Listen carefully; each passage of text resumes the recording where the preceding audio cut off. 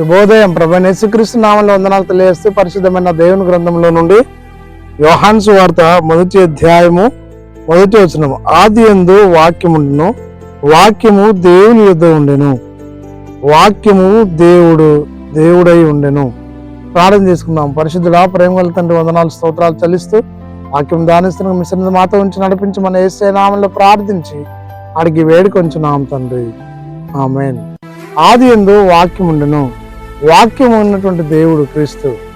ఈ వాక్యమును నీవు నేను అంగీకరించినప్పుడు క్రీస్తును అంగీకరించినట్లుగా లెక్క.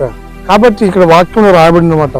ఆ వాక్యము శరీరధారి కృపాసత్య సంపూర్ణంగా మన మధ్యలో నివసించను అని రాయబడి ఉన్నది. యేసయ్య నీతో నాతో నివసించాలని ఇష్టపడుతున్నాడు. అటు ప్రభువుకు మన హృదయంలో చోటిచ్చి మన సమాజంలో నివసిస్తున్నప్పుడు, సంఘంలో నివసిస్తున్నప్పుడు దేవుడు మనతో ఉన్నాడని గ్రహించి దైవ దీవెన పొందుకొని ఈ లోకములో, సంఘములో, సమాజంలో వర్ధిల్లినట్లు పరిశుద్ధాత్మ త్రియేక దేవుడు తోడైండి నడిపించును గాక.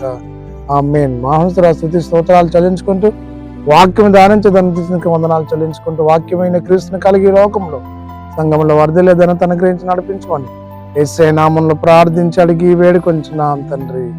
ఆమేన్. తండ్రి, కుమార, పరిశుద్ధాత్మ త్రియేక దేవుడు సదాకాలము తోడైండి దీవించి ఆశీర్వదించును గాక. ఆమేన్.